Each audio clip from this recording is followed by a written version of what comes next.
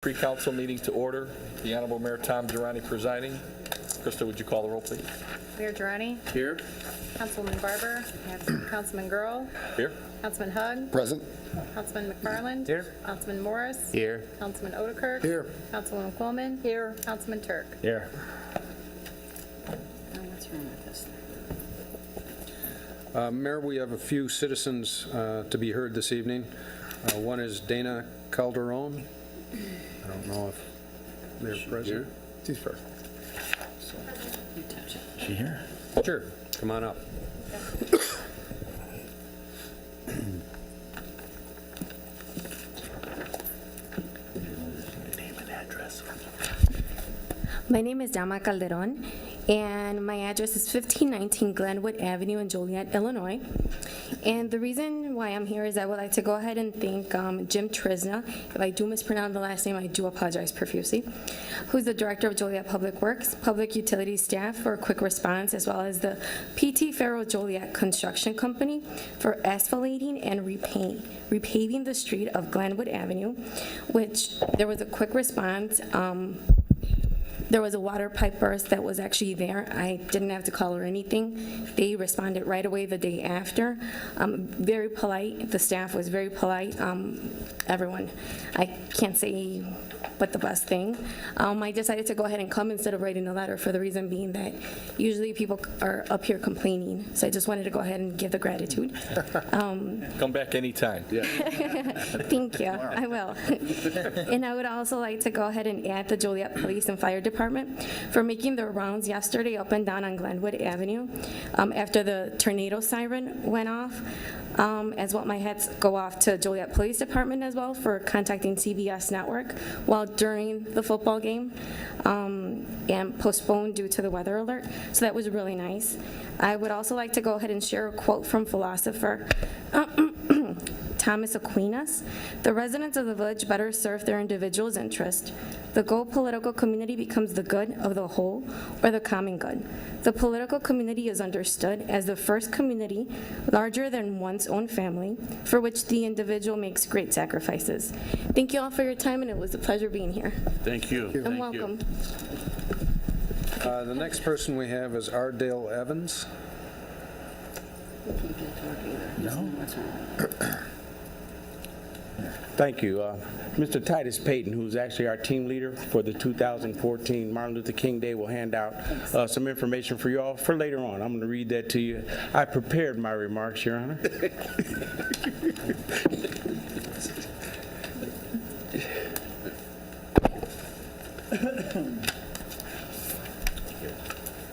Dear Mayor and City Council, I'm here for you to consider joining us as a volunteer on Martin Luther King Day. We'll be working on Martin Luther King worked on all kinds of social issues, and we're asking you to join us on that day to support that cause. To make Martin Luther King Day successful, we require volunteers, as the projects belong to all of us. We'll volunteer to clean, organize, paint different social service and United Way agencies throughout the community. On last year, we served 20 agencies. We provided over 17 hours of service on that 3-hour period that we worked. On January 20th, 2014, we plan to spread the awareness among the community of hope and responsibility to all. We want to make Martin Luther King Day truly successful by reaching out to all of the residents who live in Joliet area. You can help us reach our objective and our goals on that day by serving as team leaders or just volunteers. We need people to dedicate at least just 3 hours on January 20th, 2014 from 9 a.m. to 12 p.m. We'll have a light breakfast and a lunch at Joliet West Cafeteria from 7:30 until 8:30 and a short program between 8:30 and 9, and then our lunch gathering will come back at 12 until 1. We're requesting that everyone appeal to their family and friends on that day to get out of the bed and make it a half day on, make it a day on and not a day off. There are several councilmen that are here that have in the past participated in the program and some that have already submitted projects for next year, for 2014, and we look forward to that day. So I want to thank you for your attention. Again, Mr. Payton, his number is inside that envelope that I gave you for those of you all who are interested in volunteering or serving as a team leader on that day. And we want to make it a day on and not a day off, along with 6,000 other communities throughout the United States on Martin Luther King Day. Thank you. Thank you. Great project, yeah. The next item I'd like to jump to is the Council Memo 532-13, which is transfer of a Class C liquor license at 2787 Black Road, the Black Road Food and Liquor. Thank you. A public hearing was held on November 6, 2013 for the transfer of a Class C liquor license at 2787 Black Road from Black Road Food and Liquor to AVN Liquor Corporation, Inc. Class C allows for the sale of packaged goods only. No citizens appeared in opposition. The current licensee is Nick Verma, who is requesting the license be transferred to Amisha Verma, who resides at 1308 Raymond in Joliet. There are no outstanding monies owed to the city. The fire and police departments recommend approval of the transfer. The building department said there were a few minor violations that needed to be completed. However, they felt that it should not hold up the requested transfer. The Liquor Commission recommends approval as well. Any questions? So moved. Second. Krista? Motion and seconded that AVN doing business as Black Road Food and Liquor be issued a Class C liquor license. Councilman Girl. Aye. Councilman Hook. Aye. Councilman McFarland. I vote aye, but I'd request that we vote on everything on Tuesday nights in the future. Councilman Morris. Aye. Councilman Otterkirk. Aye. Councilwoman Coleman. I'm sorry, I do have a question. I just got my iPad back up working. What other, is that the strip mall in there? Correct, where Barolo is. Barolo's is? And Hugh Palace. Is that part of the carryout restaurant, Aisha's? No. No, it's not. It just at all. happens to It's be a a separate- similar It's name. down by the physical therapy. Okay, all right, I'll vote aye, thank you. Councilman Turk. Aye. Mayor Girani. Aye. As I suggested, Councilman McFarland, hopefully at the Land Use and Legislative Committee, they'll take under consideration having Mondays for meetings for committees, and we will act on all this on Tuesday nights only. Thank you. I vote aye. Motion carried.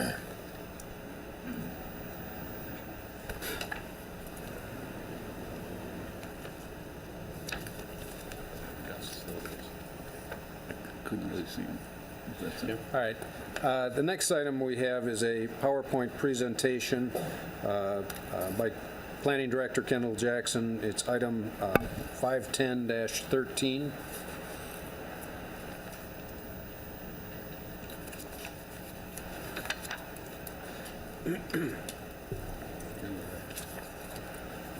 Kendall, All is over there.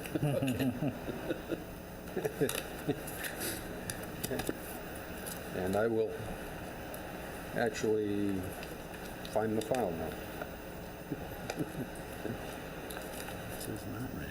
I'm not even sure what this is. Yeah.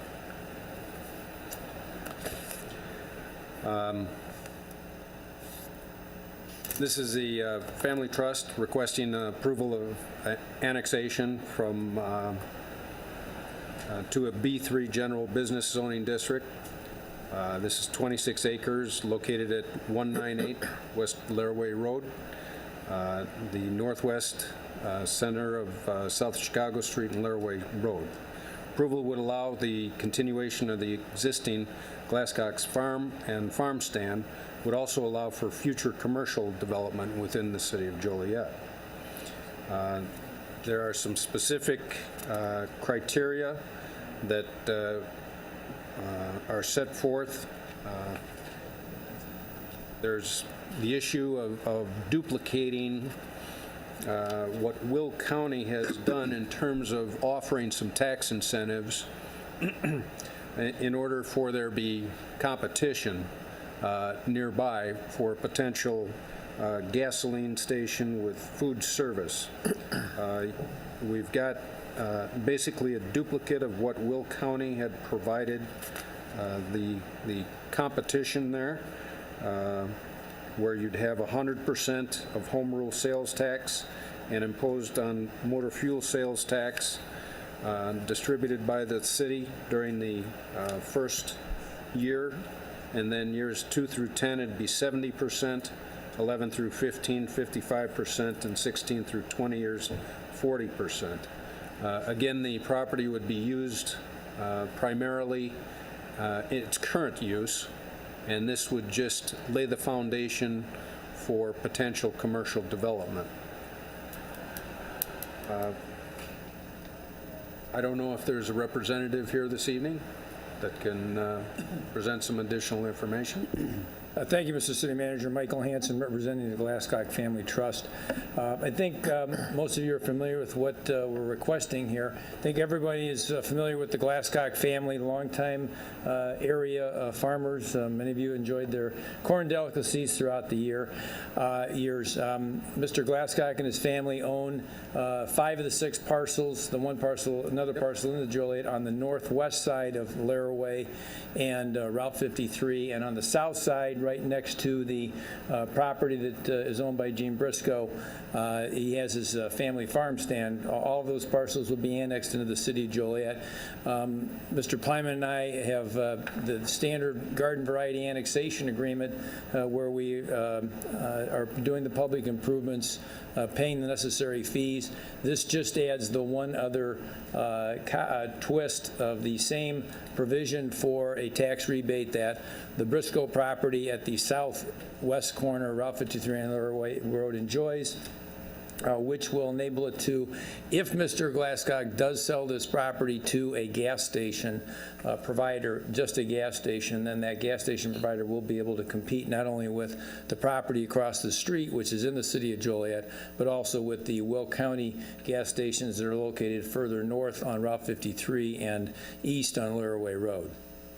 So that is a quick little summary in addition to what Mr. Hawk said with respect to this property. I think it's a good idea. We're recommending and encouraging the city council to be in favor of this. It adds additional business there to the city of Joliet, to this corner. We think this corner is going to be a very vibrant corner. It's already proven such with the property across the street.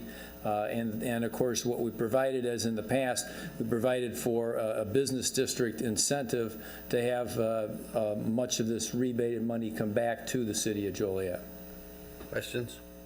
One more comment. Although what is being proposed is a rebate on the gas tax, what is also being proposed would be an additional 1% sales tax. The point being, as you drive through an intersection and you see 2 or 3 gas stations, you're focused on the gasoline price, and that's why you pull in.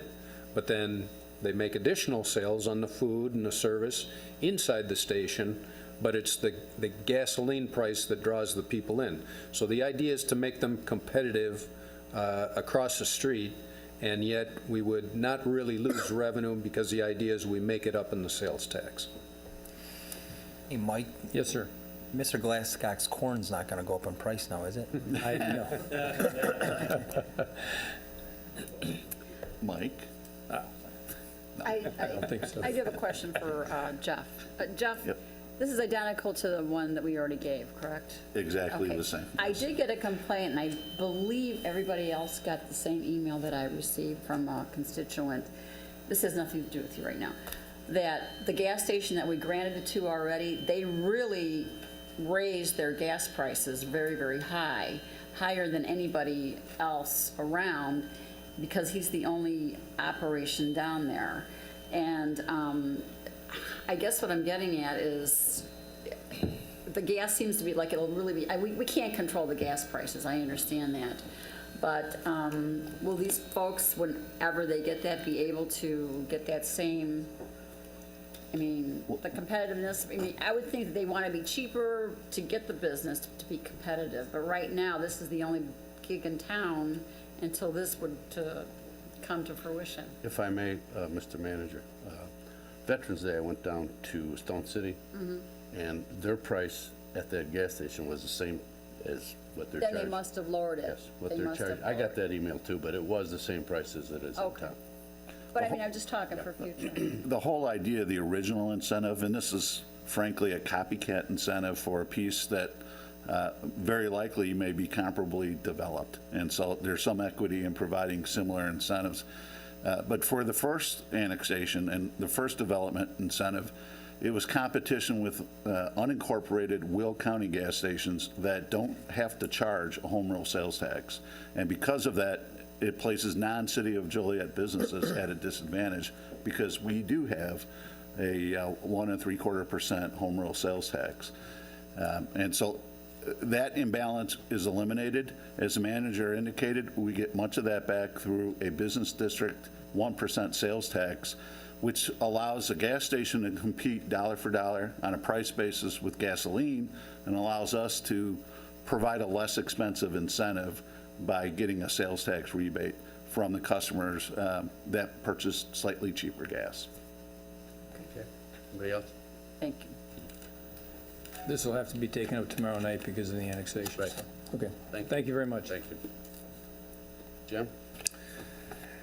At this point, because of the committee meetings that are, need to meet tomorrow evening before we can award any of these bids to contracts, there's really nothing else unless council wants to review something else. The administration has nothing for closed session discussions this evening, unless the council does.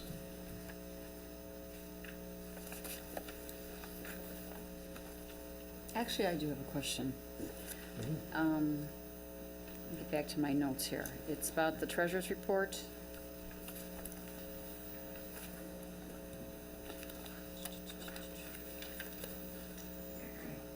The Andrew Corporation, which is no longer in operation, and the Joliet company took it over, and now we're going to be losing 200 and some jobs there. Why are we still paying them a rebate on taxes? Jeff, do you know? If I can jump in. Sorry, I didn't give you a heads up on this. It Well, just no, came to that's me. okay.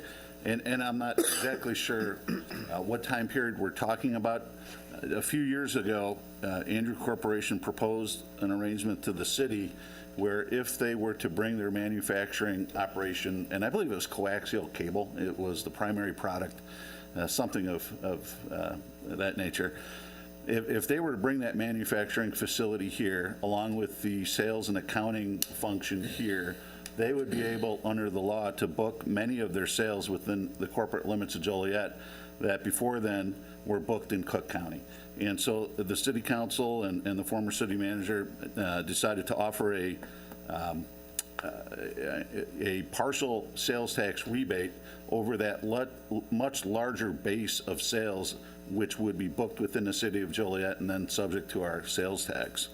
And so that partial rebate, even though it provided for a return of some funds back to Andrew, the manufacturer of the coax cable, it provided a larger return to the city than would have occurred without that arrangement. And so that's what the council did a couple of years ago. They are apparently no longer going to manufacture coax or sell coax within the city of Joliet. So as those sales terminate, the rebate will terminate. Now, we have reporting periods that need to be reconciled and tied together, but the only rebate they ever got was for sales that occurred within the city of Joliet. And if they are terminating operations, their entitlement to a rebate would also terminate. So, but are we still paying it to Andrew, or are we paying it to the Joliet company? Because Andrew's out of business. I don't know if that agreement was assigned by Andrew as part of their transaction to this other company. I have no personal involvement with that part of it. But it was an agreement with Andrew initially. If Andrew's business was sold, I would expect this would be part of the assets that would have been sold to the successor manufacturer, but I would have to look into that for you. Yeah, I would appreciate It's a good question, and we'll take a look at it. Councilwoman Quillman, we actually have been, Jim Haller and myself and Tom, previously the city manager, were definitely having some discussions back and forth about this because that sales tax rebate is one of the areas where we actually have had quite a bit of increased activity in 2013 compared to what we saw in 2012. And I know Jim Haller has been in contact with one of the representatives, at Andrew Corp, because I was concerned about the same things that you are concerned about, and if and when they're leaving, and would the sales tax rebate agreement still be intact? And they actually are not stopped, so it doesn't even go into effect, well, they'll be moving it out until August of 2014. So, whether or not that rebate agreement was signed, obviously, Jeff, that's in your wheelhouse, but they are not actually closing that operation until August of 2014. So as of right now, that rebate agreement, from our perspective, unless we hear differently from you, Jeff, would still be intact. Jim, they're manufacturing, I talked to the young lady that called me. Correct. She says they can't compete. Correct. We're losing the 200 in manufacturing, but there's still remaining 300 jobs That is- out there, that is office jobs that are that going to is- stay. That is correct. A lot of their administrative staff will stay in that building. I think they'll continue to use that building for warehousing. But yes, in fact, the manufacturing will shut down, and they hope that it'll be down about August of this next year. But there will be people in the building. I think they're still going to go through with the sales and marketing and a lot of the other things that they have historically done there. So it's not like they're going to exit that facility. Now, whether they're in a lease situation, I believe that with Northern Builders are the owners of it. Now, whether they back out some of that space that they're using and they make it available to some other company to go in there, but it's CommScope is the name of the company, and they're not going anywhere for the time being. But yes, the manufacturing portion of it is going to step aside. They'll manufacture in other areas of the country.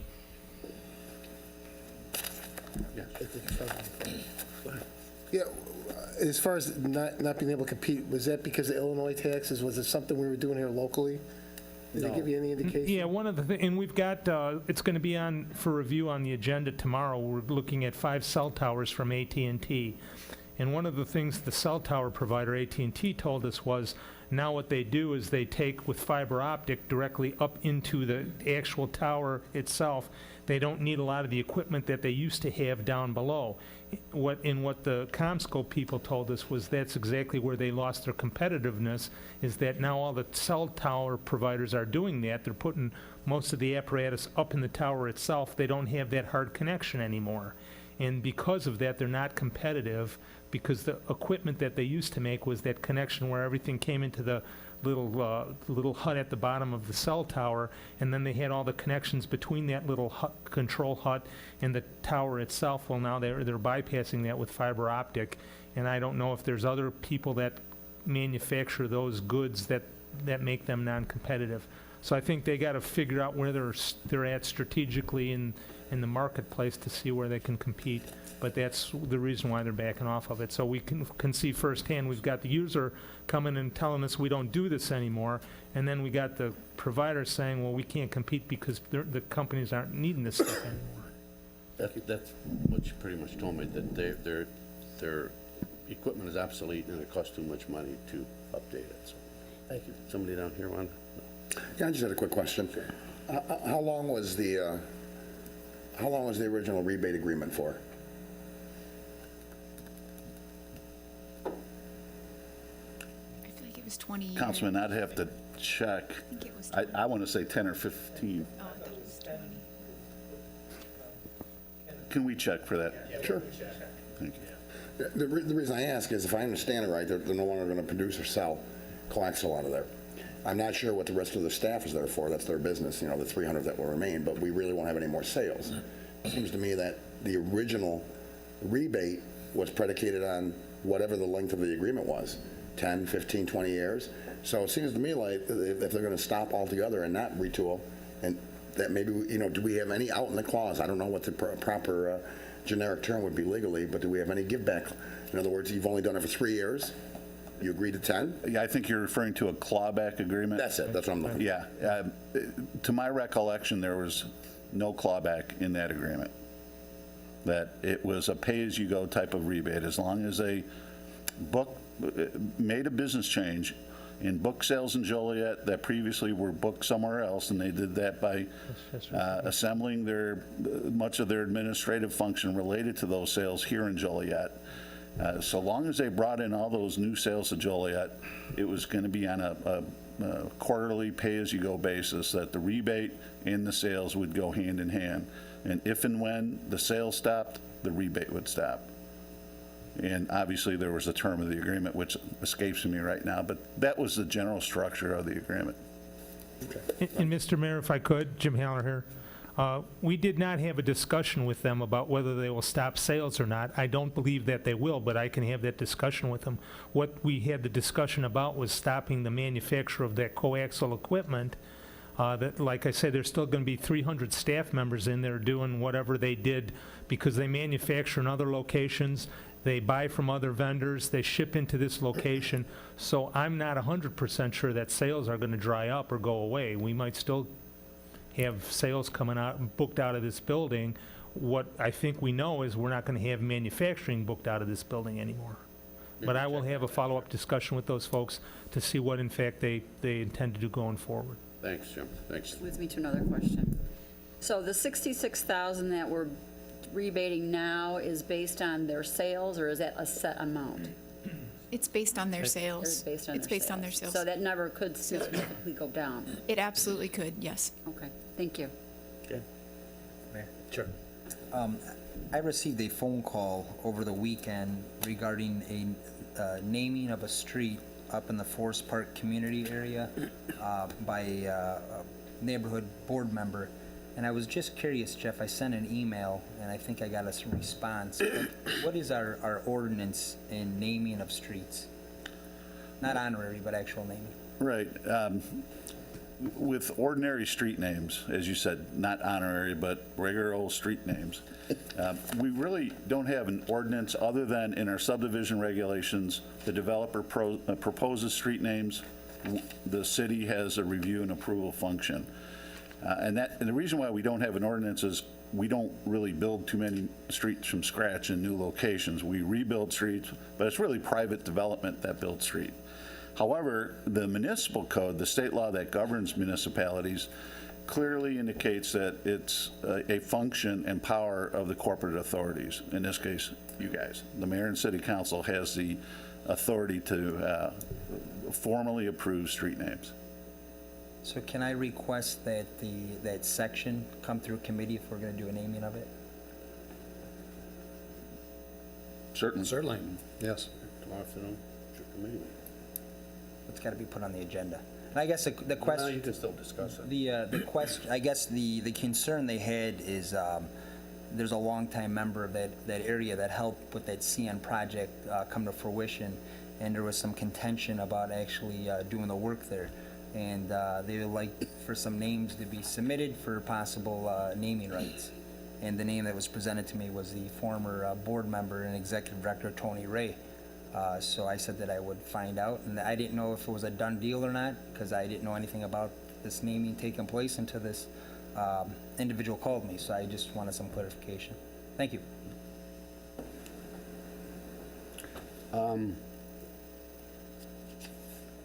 You want to review the resolution 515, 516, and we can wrap things up, Jim? That we can review. The rest is all bills and contracts and change orders that we will vote on tomorrow night after the Public Service Committee meeting. 515 and 516.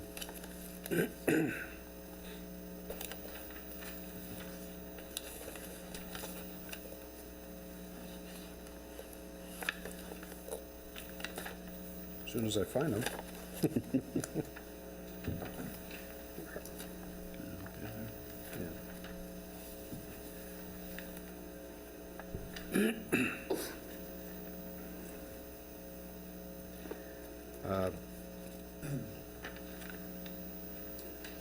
First resolution is that the Department of Public Works been working with the Industrial Development International on an additional storm sewer outfall within the Rock Run Business District, located out on Humboldt and Rock Creek Boulevard.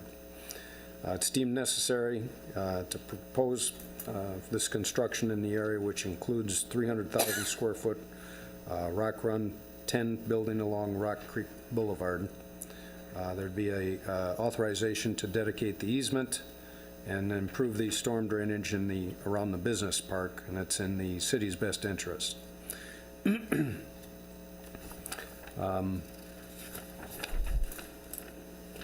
Therefore, we're requesting your approval for accepting the dedication of the public utility and drainage easement on Lot 4 in that case.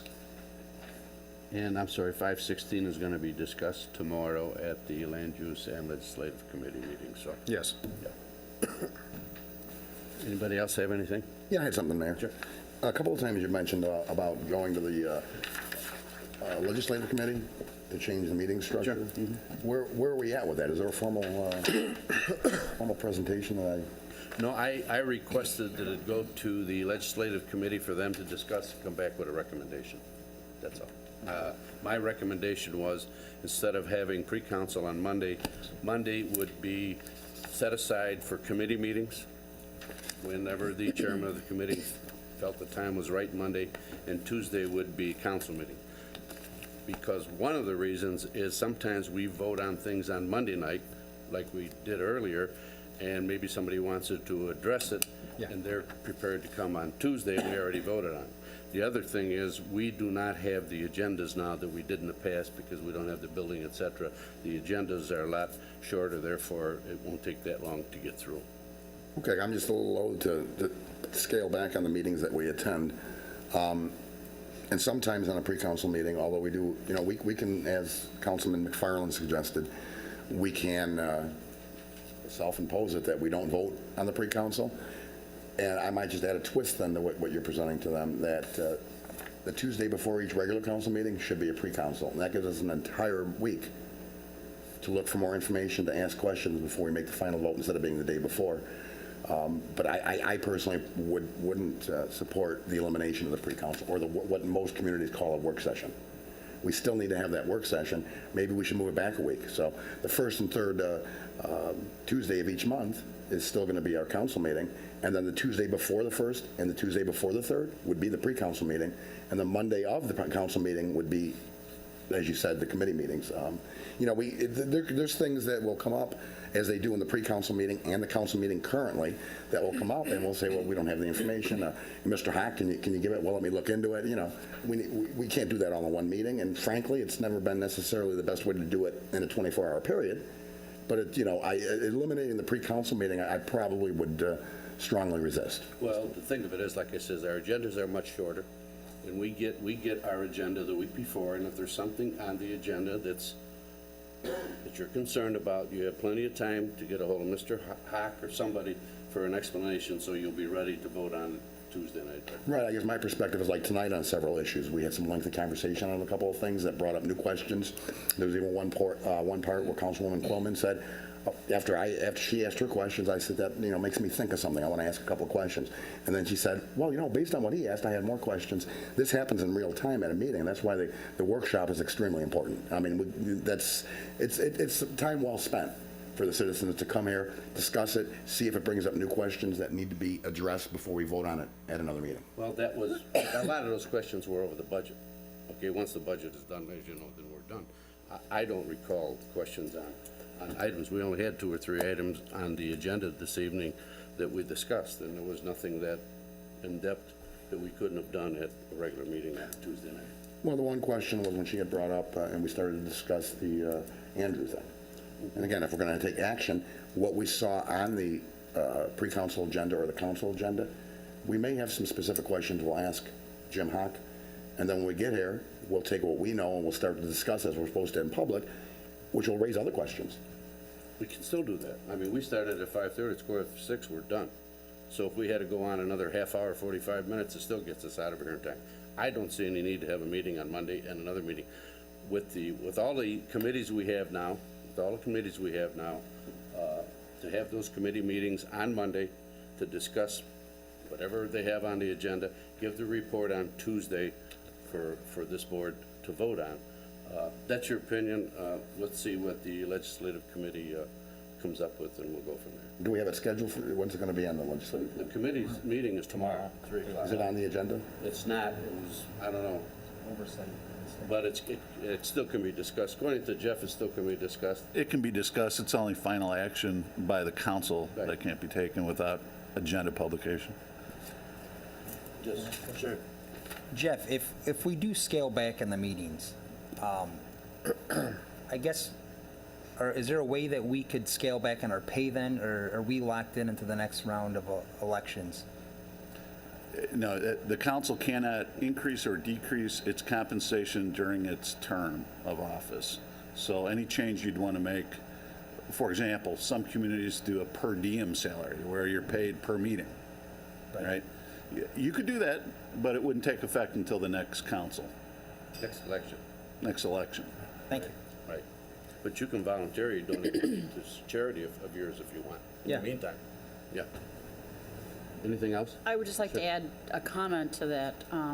At the end of every year, we are required to sign a paper that says we have put in so many hours, like 600 hours. So if you're not keeping track of the committee meetings and neighborhood meetings and other functions that you attend to as a council member, then, you know, that would come into play. But really, we're going to have to start documenting those hours as well. So just to address your question.